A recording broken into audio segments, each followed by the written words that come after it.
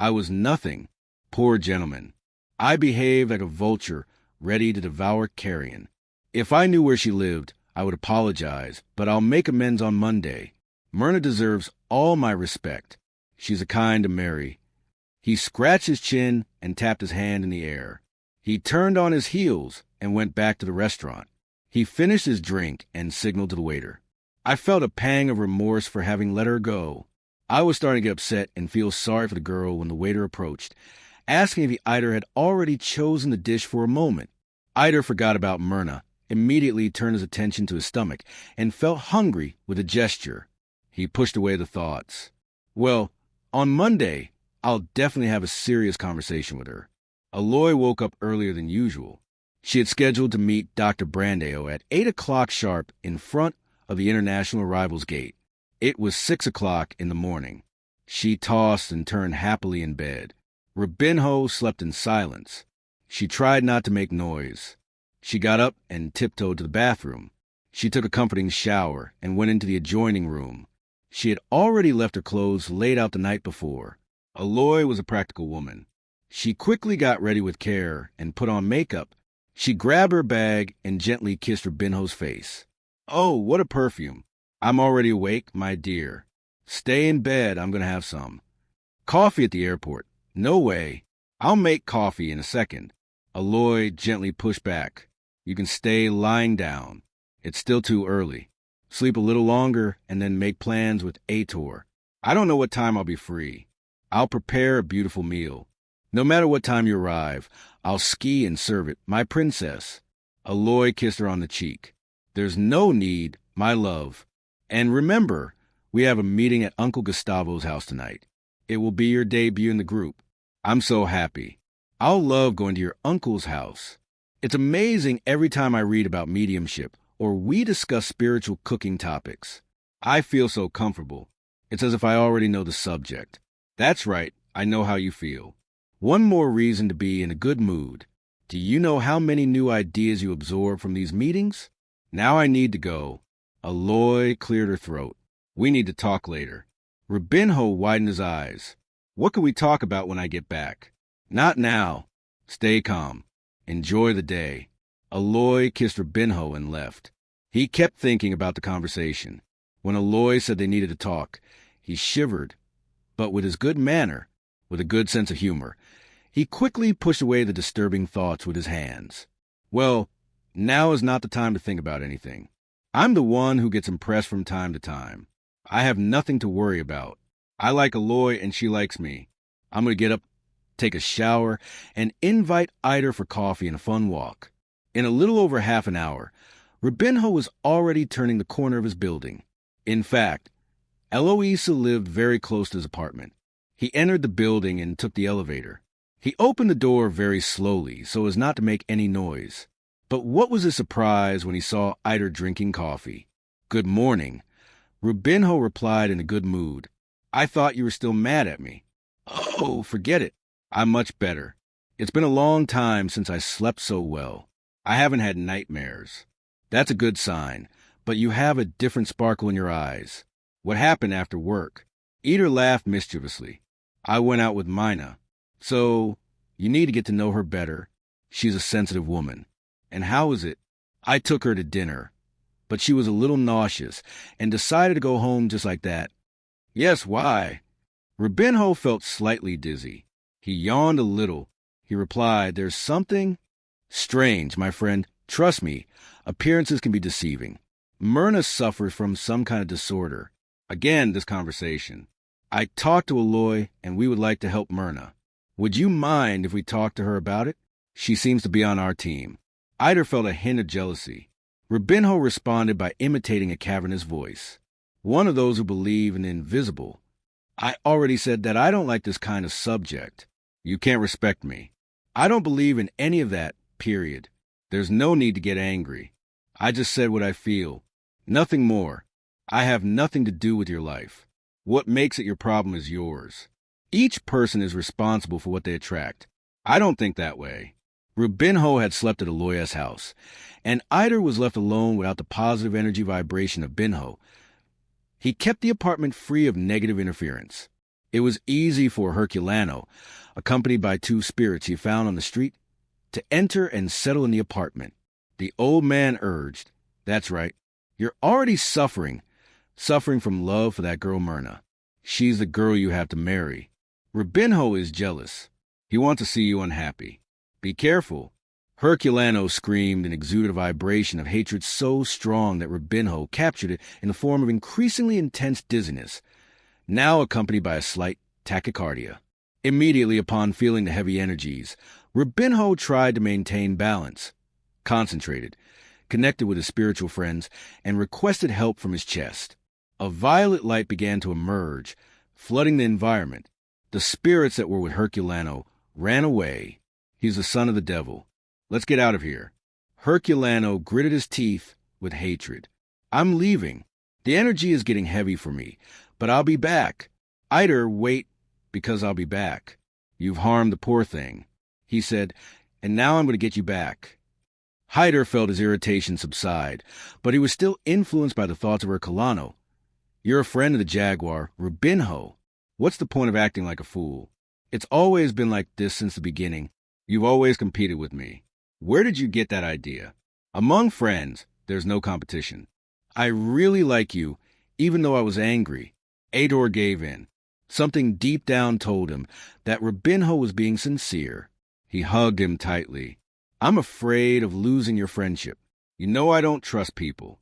You're the only one who understands me and whom I can trust. Excuse me for being nervous. You're very tired because this time I'm not taking a vacation. Now is not the right time. I'm saving money to go to college and have time off of the first monthly payments for materials, etc. Why don't I try a public university? You're crazy. I don't have the level for that. Take a preparatory course. Well, another year of studying a preparatory course is very expensive, and if it doesn't work out, what do? Money doesn't fall from the sky. What pessimism. You need to change your way of looking at life a little. It seems like you're still that same shy boy from the countryside of Minas Gerais. Ator stood up indignantly. What do you mean? What's this? I've changed a lot since then. I progressed a lot. Rubinho tried to compromise. You're right. He's changed a lot. He's thinking about improving his studies and getting into college, but he's filled with limits. Life is like that for those who don't have limits. For example, I'm reformulating my concepts. I'm beginning to understand and realize that we are limited. Oh, that means we don't have limits. No, we're the ones who have the power to limit ourselves. We're unlimited, because it's us with wrong attitudes who impose limits on ourselves. Where did you get that idea? Oh, don't even answer me. It was already a bit weird when I met him, and it's gotten even weirder since he started dating Aloy. It's the one who fills your head, isn't it? Aloy is a lucid, intelligent woman. She believes, like me, that we are responsible for everything that happens to us. That's why she has also changed the way of thinking. Where did they get such a conclusion from those cheap television programs? Rubinho shook his head from side to side. He recognized that although dramatic, Eider had some funny lines. We participated in meetings at the house of Aloy's uncle. It's a group of free thinkers and independent spiritualists, people who seek to understand how life and its laws work. Eider burst out laughing. Life now has laws, and that's good. Rubinho continued. Life is governed by wise laws that act in the universe and consequently upon us. If we understand how they work, it will be easier to live and grow. Very easily. How did I not understand? Very easy, Rubinho. Just study one or another book, and that's it. And this world that goes upside down. What's the point of philosophizing and trying to see a rose-colored world if reality is hard and cruel? Reality stops being hard and cruel from the moment you let yourself be guided in life by your experiences and not by the values of others. Deep, but that won't take away the sacrifice, the fight I fight day after day. To keep me alive, nothing falls from the sky. Rubinho Rio Alto. Nothing falls from the sky except airplanes and bird or pigeon poop. You don't take me seriously. It's your dramatic side that's awakened, Rubim said in a funny tone. I agree that nothing falls from the sky, but for us to become fully realized, a lot of study and a lot of commitment are necessary. We need to reevaluate our values, our beliefs. It's a long job. I don't know how to change. I was born this way. What can I do? This excuse is very good. I was born this way, so God made me that way, and that's the end of it. This is comfortable. The talk of a complacent person, of someone who doesn't want to change, doesn't want to see the truth. Look how you talk. There's no need to offend. Rubinho shook his head from side to side, smiled, and I'm a friend behind your back. I love you, man. You're my best friend. I see a lot of potential in you, but sometimes I display a petty, childish behavior that ruins everything. You could achieve much more and in a much easier way. Life hasn't smiled on me. I've always needed to sacrifice myself to get what I wanted. And in the world, those who don't sacrifice achieve nothing. Look at this city and see the pile of favelas on every hill. If I didn't fight, I wouldn't kill a lion a day. Maybe I'd be living like those unfortunate people who aren't to blame for anything. Oh, that's victim talk, and we're not victims of destiny, Heitor. In the world, there are no victims or wrong people, but rather what each person does with their power of choice. To be prosperous, it takes much more than work. You need to truly believe that you can have something. Maybe I need to change my way of being. You don't need to change your way of being. You need to change the way you see things. That's all. Heitor stood up and hugged his friend. Thank you. I really like you. You're like a brother to me. Chapter 5. The airport was calm that Sunday morning.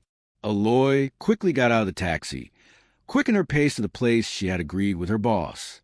She arrived at Eugenio Brandeo and his wife were already waiting near the arrivals area. Aloy was shocked. She had spoken on the phone several times with Brandeo's name, but she had no idea she was such an elderly woman.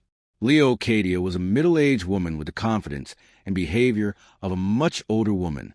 Next to her husband, a man well-preserved for his age, elegant and well-dressed. Leocadia looked many years older with her gray hair in a bun and a knitted shawl over a black dress with a high collar. Leocadia was everything one could imagine except for Brandeo's wife, trying to ward off the wave of thoughts. Aloy said politely, "Good morning, Dr. Brandeo. How are you?" Aloy said, "Did you sleep well, yes, sir? Why do I have a bad face?" Imagine I would absolutely need several sleepless nights to erase an I in your beauty. Aloy laughed. Leia nudged her husband with her elbow. Brandeo made the formal introduction. He talked a lot with my wife on the phone. Now he's meeting her in person. This is Leia. Aloy extended the hand to her. "How are you, ma'am?" "Well, thank you," Leocadia said. As silence reigned among the three, Aloy tried to strike up a conversation. His son, Mario, I haven't seen him in a while. Mario is always traveling, but he stays mostly at the factory in Belo Horizonte, always hunting for new plants and herbs. He's always looking for new flavors to produce.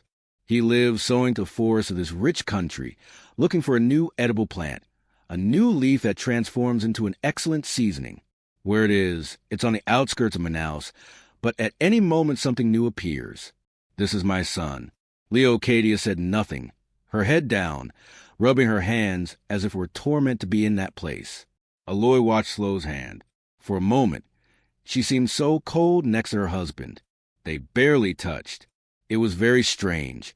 But since she had nothing to do with the boss's life, he tried to divert attention to the few memories he had of Maria Helena.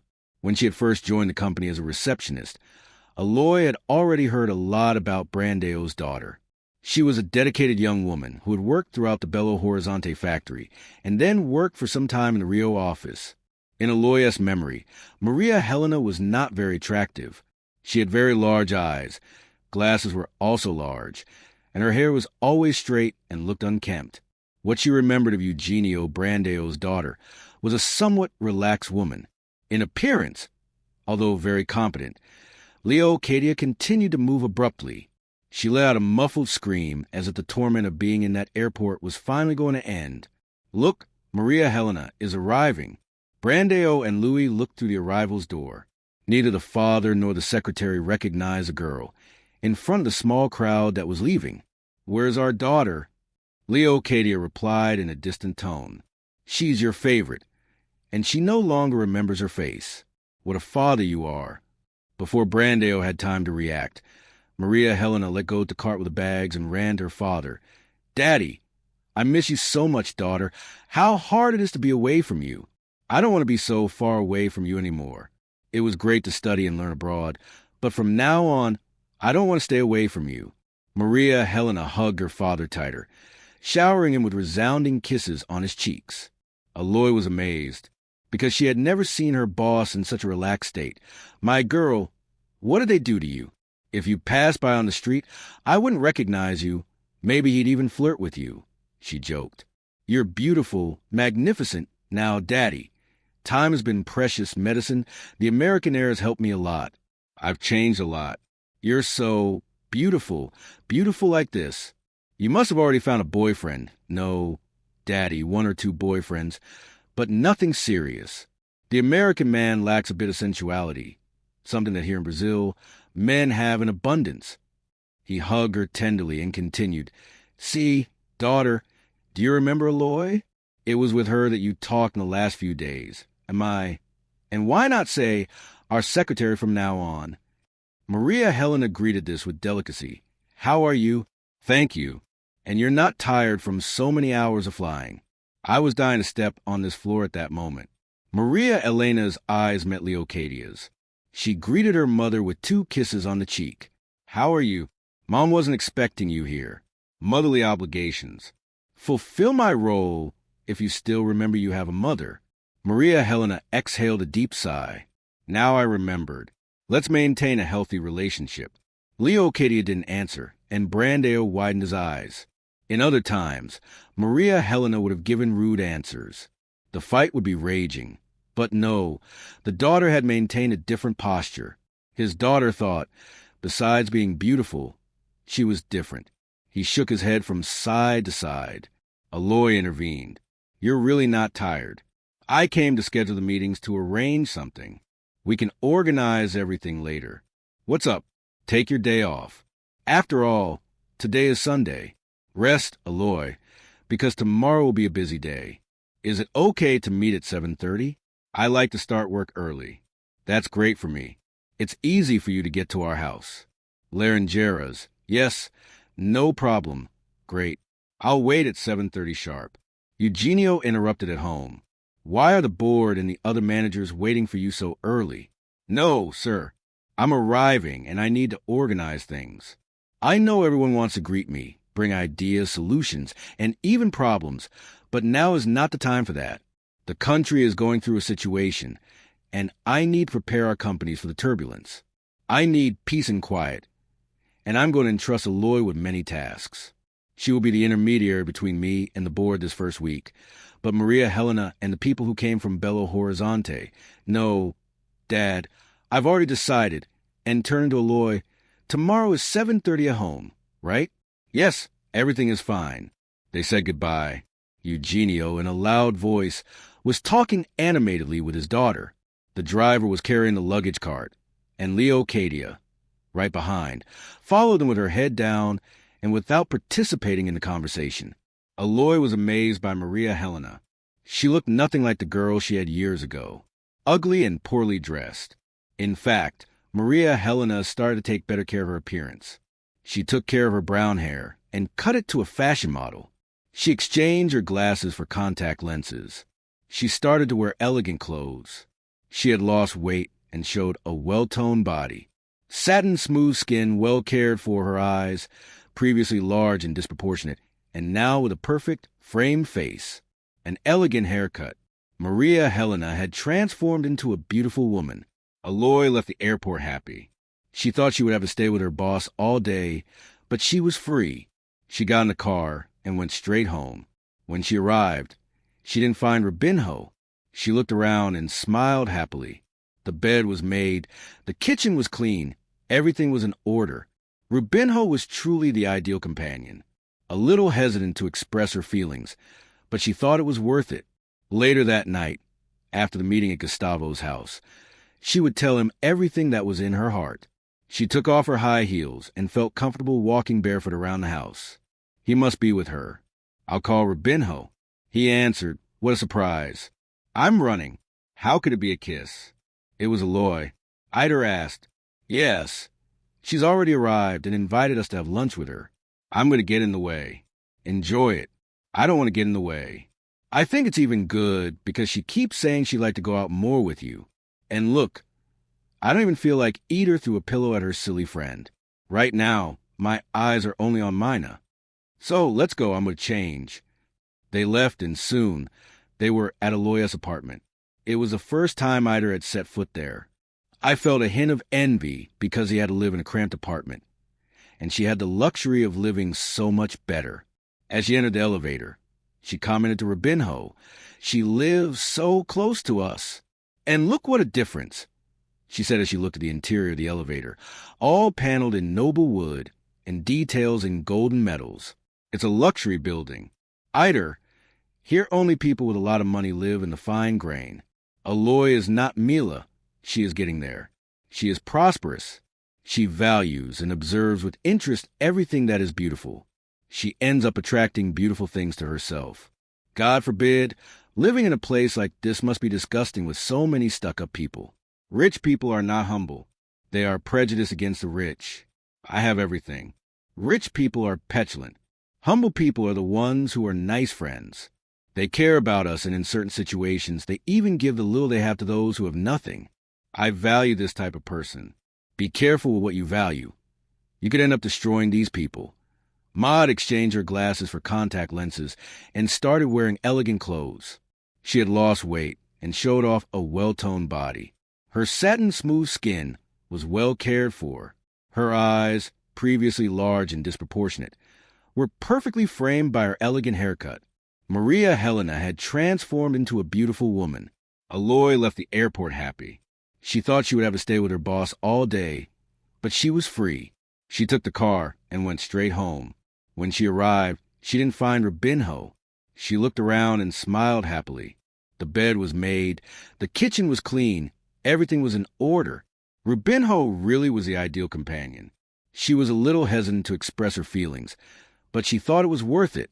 Later that night, after the meeting at Gustavo's house, she would tell him everything that was in her heart. She took off her high heels and felt comfortable walking barefoot around the house. He must be with her. I'll call. Rubinho answered. With surprise. I'm running. How can be a kiss? It was Aloy. Ida asked. Yes, you've arrived and invited us to have lunch with you. I'm going to disturb you. Enjoy it. It's not a problem. I think it's even good because she keeps saying she'd like to go out with you more. And look, I don't even feel like I'm feeling it. Eat her through a pillow at his silly friend. Right now, my eyes are only on Mina. So, let's go, I'm going to get changed. They left, and soon they were at Aloya's apartment. It was the first time Ida had set foot there.